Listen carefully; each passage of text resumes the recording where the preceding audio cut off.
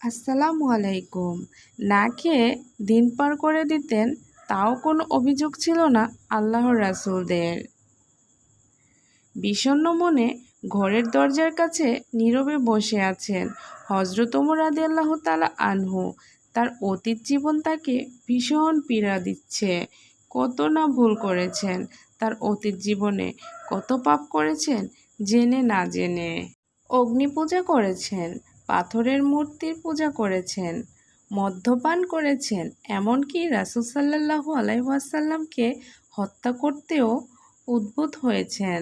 ওমর রাদিয়াল্লাহু তাআলা আনহু আকাশের পানে তাকালেন। ঝকঝকে আকাশ, সাদা নীল মেঘগুলো আকাশে খেলা করছে, কিন্তু এই সুন্দর আকাশ তার মনকে দোলায়িত করতে পারছে না। তার চোখ দিয়ে গড়িয়ে গড়িয়ে অনুশোচনার অশ্রু মাটিতে পড়ছে।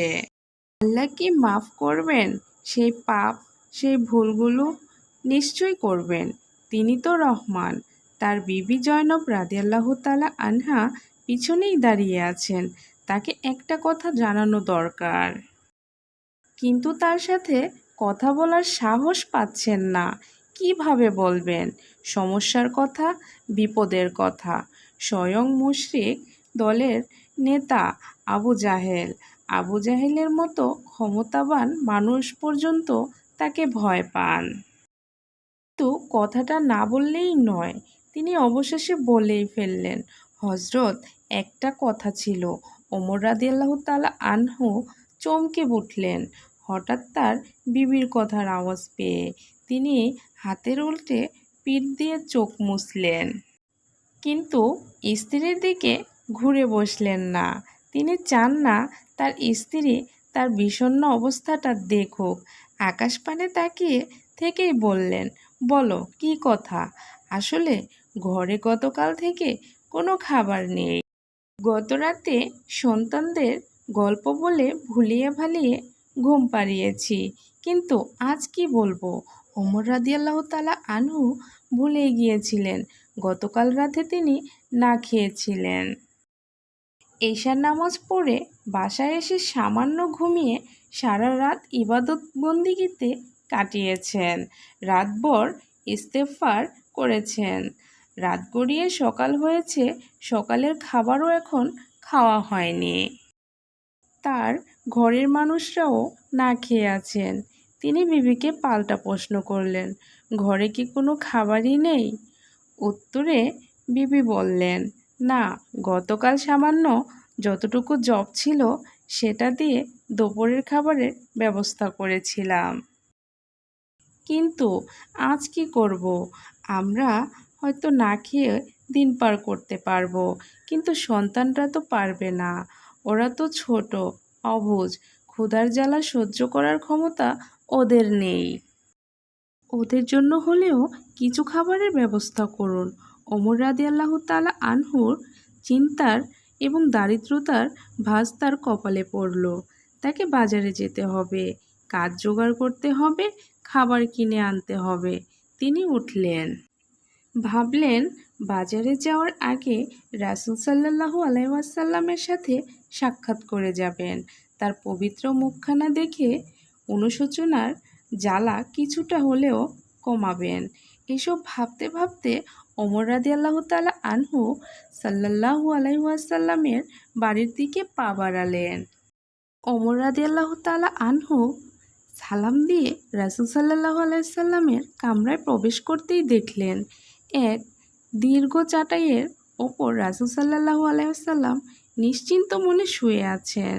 দারিদ্রতা চাটাইয়ের পার্শ্ব গিলে ফেলেছে। চাটাইটি খেজুর গাছের শক্ত পাতা দিয়ে তৈরি। রাসূল সাল্লাল্লাহু আলাইহি সাল্লামের শরীরের একপাশে চাটাইয়ের খেজুরের শক্ত পাতার দাগ পড়ে গেছে, সামান্য গর্তের মতো সৃষ্টি হয়েছে। মাথার নিচে খেজুরের ছাল ভর্তি বালিশ। মাথার ওপর ছিল রোদে না শুকানো চামড়া। ঘরের এক কোণে স্বল্প পরিমাণ জব পড়ে আছে।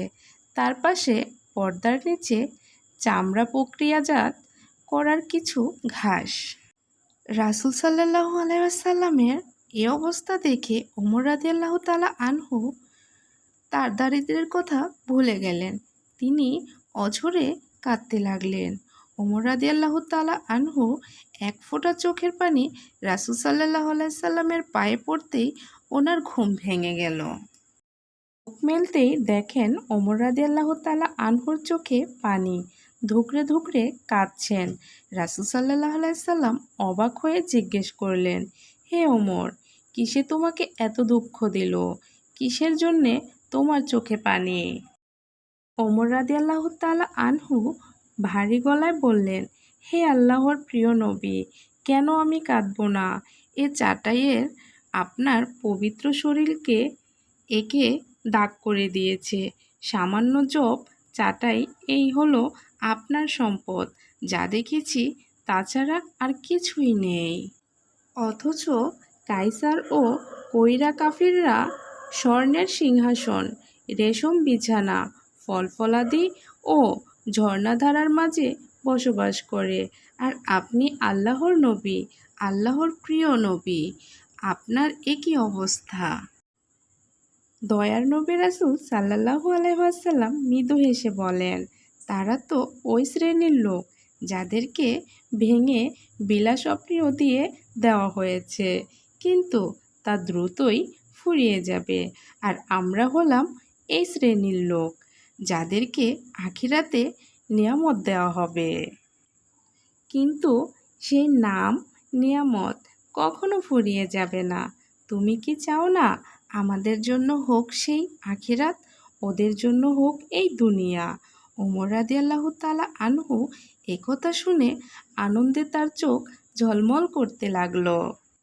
খুশিতে তার অনুশোচনা, দুঃখ, কান্না দূর হয়ে গেল।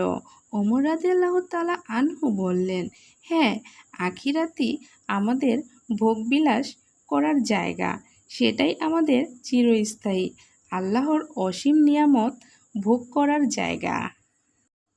হযরত মুহাম্মদ সাল্লাল্লাহু আলাইহি ওয়াসাল্লাম ও ওমর রাদিয়াল্লাহু তাআলা আনহু এর কথা শুনে আনন্দে হেসে দিলেন এবং বললেন, বুদ্ধিমানরাই এভাবে ভেবে থাকে। প্রিয় দর্শক, এই ছিল আমার আজকের ভিডিওটি কেমন লাগলো কমেন্টের মাধ্যমে জানাবেন প্লিজ। ভালো লাগলে একটি লাইক দিন আর চ্যানেলটি সাবস্ক্রাইব করে পাশে থাকা বেল আইকনটি ক্লিক করে রাখুন। এতে করে আমি ভিডিও আপলোড করার সাথে সাথেই নোটিফিকেশন আপনার ফোনে চলে যাবে। আজকের ভিডিওটি এই পর্যন্তই। পরবর্তী ভিডিও দেখার আমন্ত্রণ জানিয়ে শেষ করছি। আল্লাহ হাফিজ।